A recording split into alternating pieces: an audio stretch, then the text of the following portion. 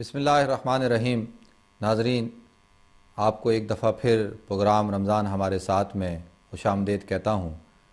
और पहले प्रोग्राम के पहले हिस्से के अंदर आपसे जो है वो गुफ्तगू हो रही थी, आपके सवालों के जवाब कुरान और हदीस की रोशनी में कोशिश करके पेश किए जा रहे थे। अल्लाह ताला हम सब को सही दीन पर अमल करने की तौफ़ीक़ अता फ़रमाए। नाज़रीन, अल्लाह रब्बुल इज़्ज़त ने एक और कॉल लेते हैं जी। अस्सलाम वालेकुम। हेलो, अस्सलाम वालेकुम। वालेकुम अस्सलाम वरहमतुल्लाह। मुफ्ती साहब, मैंने पूछना था इसके कता ताल्लुक के बारे में। जी जी। अगर कोई उसमें करता है, हमें कोई कहता है कि आप हमारे घर ना आए या हम आपसे नहीं मिलना चाहते, तो उसके लिए फिर उसका गुनाह हमारे सर पे होएगा कि उनके सर पे होएगा? ठीक है। और दूसरा मैंने ये पूछना था कि सवाल जहन से निकल गया। कोई बात नहीं, आप पहले जहन में ले आए फिर फ़ोन कर लिएगा इंशाल्लाह। चलिए ठीक है, थैंक यू। बहुत शुक्रिया जी आपकी कॉल करने का, जज़ाकल्लाह। अच्छा, मेरी बहन, मैं इस पर मुख्तसरन पहले भी गुफ्तगू कर चुका हूँ कि अल्लाह के रसूल सल्लल्लाहु अलैहि वसल्लम ने फरमाया, ला तहासदू वला तबावरू वला तबागदू, कि एक दूसरे से हसद ना करो, एक दूसरे को से लड़ो नहीं, एक दूसरे को अपनी पीठ मत दिखाओ। वकूनु इबादल्लाह इख्वाना, और सारे बन जाओ अल्लाह के लिए भाई। ला यहिल्लुल मुस्लिम अन यहजुरा अखाहु फौका सलासति अय्याम, कि किसी मुसलमान के लिए ये बात जायज़ नहीं है कि वो 3 दिन से ज़्यादा कतई ताल्लुक़ करे। अगर कोई शरई वजह है कि जिसकी वजह से दीन के ऊपर नुकसान होता है, गुनाह के अंदर मुलव्विस होने का ख़तरा है या ईमान का बिगड़ने का ख़तरा है, तो उस पर तो कतई ताल्लुक़ किया जा सकता है। लेकिन उस सूरत में भी दुआ करते रहनी चाहिए, और जब भी आमना सामना हो सलाम दुआ ज़रूर करनी चाहिए। जिस तौर पे आपने फरमाया कि अगर कोई रिश्तेदार आपको फ़ोन करके कहते हैं कि जी आपका हमसे ताल्लुक़ ख़त्म, आप हमारे घर नहीं आइएगा, हमारा जीना मरना ख़त्म हो गया, तो ये इंतहाई बुरी बात है, गुनाह उनको मिलेगा। लेकिन अल्लाह के रसूल सल्लल्लाहु अलैहि वसल्लम फरमाते हैं, सिलमन कताक, कि जो तुमसे ताल्लुक़ तोड़े तुम उसके साथ ताल्लुक़ जोड़ो। वाफ़ु अम्मन ज़लमक, जो तुम पर जुल्म करे तुम उसको माफ़ करो। व अहसिन इला मन असा इलैक, जो तुम्हारे साथ बुराई से पेश आए तुम उसके साथ अच्छाई के साथ पेश आओ। कुरान का उसूल है, खुज़िल अफ़ व अमर बिल उर्फ़, के माफ़ी को पकड़ो, व अमर बिल उर्फ़, नेकी का हुक्म करते रहो, अच्छी बातों का हुक्म करते रहो। व आरिज़ अनिल जाहिलीन, और जाहिलों से एराज़ करो। अल्लाह रब्बुल इज़्ज़त हमारे दरमियान मोहब्बत और उल्फत को पैदा फरमाए। कॉल लेते हैं। अस्सलाम वालेकुम। हेलो, अस्सलाम वालेकुम। वालेकुम अस्सलाम व रहमतुल्लाह। जी मेरी बहन। वालेकुम सलाम। मुफ्ती साहब, मुझे ये पूछना है, जो लोग पाकिस्तान में कौमी बचत में पैसे रखते हैं जी, उससे प्रॉफिट से कोई अपना काम या अपना घर चलाते हैं, वो पैसे जायज हैं कि या अनजायज हैं? ठीक है, बिल्कुल बताता हूँ मैं आपको। हाँ, बस मेरा यही सवाल है। बहुत शुक्रिया मेरी बहन आपकी कॉल करने का। अस्सलाम वालेकुम।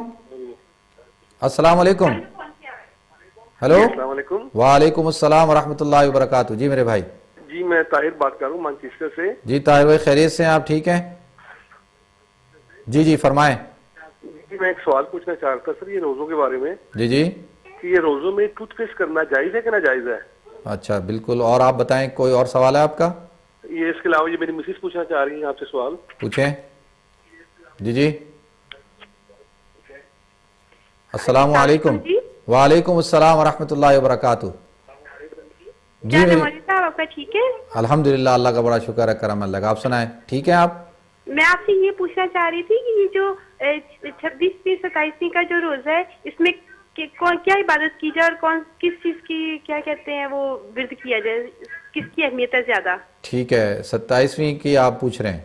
26वीं और 27वीं की रात जो है। जी जी, इंशाल्लाह मैं बताता हूँ। और नवाफिल के बारे में भी प्लीज जरा बता दीजिएगा। ठीक है, इंशाल्लाह मैं बताता हूँ आपको। ठीक है इंशाल्लाह। बहुत शुक्रिया जी आपकी कॉल करने का। एक और कॉल लेते हैं। अस्सलाम वालेकुम। अस्सलाम वालेकुम। अस्सलाम वालेकुम। वालेकुम अस्सलाम व रहमतुल्लाहि व बरकातहू। जी हाँ, मुझे ये पूछना है कि मैंने एक हदीस कल रात को पढ़ी थी, तिरमिज़ी शरीफ की हदीस है।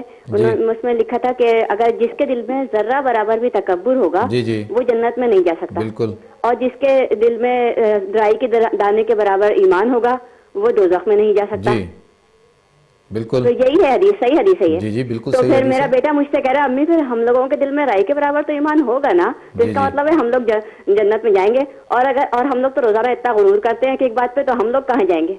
ठीक है, तो बस ये पूछना है। और दूसरी बात ये पूछनी है कि जो फर्ज नमाज हम लोग जो घर में पढ़ते हैं, मेरी अम्मी ने मुझे सिखाया था कि भाई वो फर्ज नमाज में शुरू में अकामत भी पढ़ते हैं। ठीक है। तो अब यहाँ जब लंदन में मैं हूँ तो मेरी दोस्तें वगैरह वो लोग अकामत नहीं पढ़ती हैं, वो कहती है सिर्फ मर्द लोग अकामत पढ़ते हैं। अच्छा, अकामत आप अकेले जब पढ़ रही नमाज पढ़ रही होती हैं उस वक्त हाँ, अकामत मेरी करती अम्मी ने हैं? मुझे यही सिखाया था कि अकामत के अल्फाज वही होते हैं जो अजान के होते हैं, वो पढ़ के फिर नमाज शुरू करा करो, फर्ज ठीक नमाज। है, ठीक है मेरी बहन, मैं इंशाल्लाह आपको बताता हूँ जी। और तीसरी बात ये कि जो सलात हाजत होती है जी, जी। उसकी नियत क्या होती है और उसमें मुस्तहिब कौन सी सूरतें हैं पढ़ना, ठीक है, तो ये भी बताना। बिल्कुल मैं बताता हूँ। बहुत शुक्रिया जी आपकी कॉल करने का, जज़ाकल्लाह। अच्छा, एक और कॉल ले लेते हैं फिर जवाब देते हैं। अच्छा, पहले एक जवाब दे लेते हैं, इंशाल्लाह फिर कॉल लेंगे।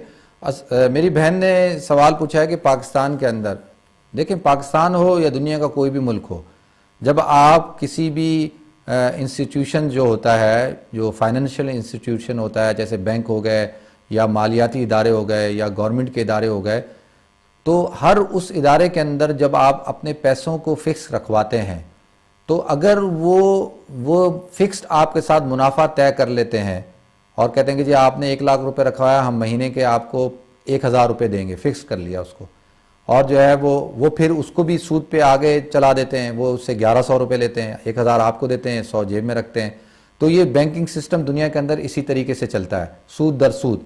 तो लिहाजा इस किस्म की जो इदारे होते हैं, चाहे वो कोई भी इदारा हो, अगर वो तो इस्लामी तरीक़ा मुशारका या मुजारबा के ऊपर तय हों, अगर कोई ऐसी कंपनी है जो मुजारबा और मुशारका जो है वो करती है और उस तौर पर इस्लामी जो हुदूद हैं, क़ुयूद हैं, उनका ख्याल रखते हैं और मुनाफे को बिल्कुल मुतय्यन नहीं कर देते, तो उनके साथ जो है वो इजारादारी करना या उनके साथ शराकत दारी करना या वहाँ पर पैसे रखवाना बिल्कुल जायज़ है। लेकिन इस किस्म की जो होती हैं जहाँ पर फिक्स होता है, वहाँ पर जो है रखना सूद के ज़िम्मे में आता है, वो हराम है।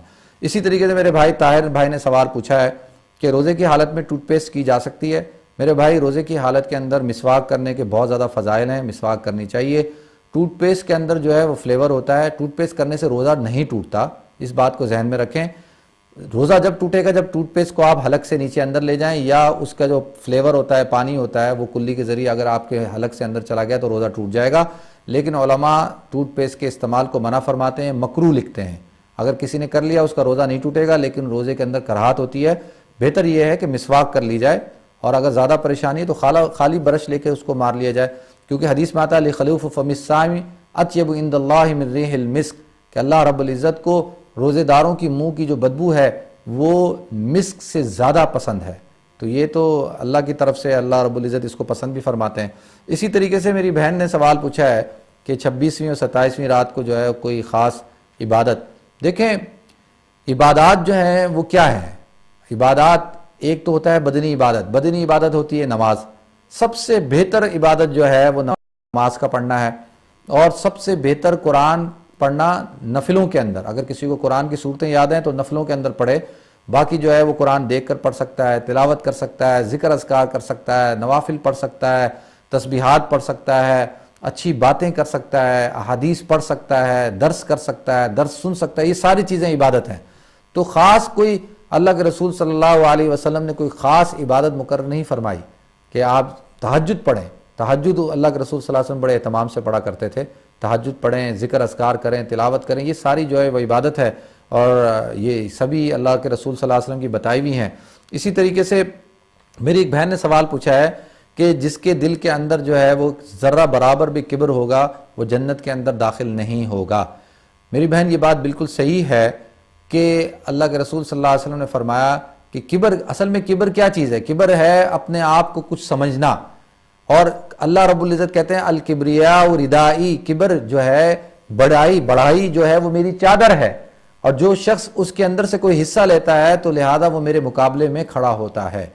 अगर कोई शख्स किब्र करता है, अल्लाह फरमाते वला तमशी फिल अर्दी मराहा, कि ज़मीन पर अकड़ के मत चलो, इन्नका लन तखरिकल अर्दा वलन तबलुगल जिबाला तूला, कि तुम ना तो ज़मीन को फाड़ सकते हो ना पहाड़ों के ऊपर चढ़ सकते हो।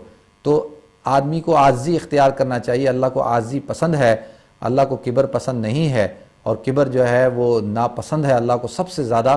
तो लिहाजा जब तक राय के दाने के बराबर भी किब्र होगा, यानी अल्लाह रब्बुल इज़्ज़त जहन्नम में रखेंगे, और जब उसकी जहन्नम में से सफाई हो जाएगी तो अल्लाह रब्बुल इज़्ज़त उसको जन्नत के अंदर दाखिल करेंगे। इसी को कहा जाता है कि जिसके अंदर राय के बराबर के दाने के बराबर ईमान होगा। मन काल ला इलाहा इल्लल्लाह दखल अल जन्ना, जिस शख्स ने भी कलमा ला इलाहा इल्लल्लाह पढ़ा है वो जन्नत के अंदर ज़रूर जाएगा। सहाबा ने पूछा या रसूलल्लाह अगरचे वो जिना करता है, अगरचे वो चोरी करता है, अल्लाह के रसूल ने फरमाया हाँ अगरचे वो जिना करता है, अगरचे वो तौबा करता है, चोरी करता है, लेकिन क्या कि जहन्नम के अंदर अपनी गुनाहों की सज़ा पाने के बाद एक न एक दिन मोमिन जो है वो जन्नत के अंदर ज़रूर जाएगा। तो ये राय के दाने के बराबर ईमान का वो है। इसी तरीके से मेरी बहन ने सवाल पूछा है फ़र्ज नमाज पढ़ते हुए, देखें इकामत जो है वो जमात की नमाज के लिए होती है। अगर जमात से नमाज पढ़ रहे हैं तो उसके लिए इकामत कही जाती है। इनफिरादी नमाज आदमी अगर मर्द भी पढ़ रहा है और औरत भी पढ़ रही है तो दोनों को इकामत नहीं कहनी। अगर जमात से नमाज पढ़ रहे हैं तो उसके लिए इकामत कही जाती है। इकामत का क्या मतलब है? इकाम यानी कद कामतिस सलाह, नमाज खड़ी हो रही है, ताकि लोग मुतवज्जो हो जाएं, लोग आके उसके अंदर तकबीर के अंदर शामिल हो जाएं, ताकि उनको पता हो जमात हो रही है। तो अकेले नमाज पढ़ रहे हैं तो उसमें इकामत पढ़ना ज़रूरी नहीं है। अगर कोई शख्स पढ़ लेता है तो इसलिए पढ़ता है कि शायद बाद में कोई आने वाला उसके साथ शामिल हो जाएगा तो पढ़ी जा सकती है, लेकिन कोई ज़रूरी नहीं है। इसी तरीके से जो है मेरी बहन ने सवाल पूछा है कि सलातुल हाजात पढ़ने का तरीका क्या है। देखें हाजत कहते हैं, हाजात कहते हैं ज़रूरत को, परेशानी को, किसी मसले को।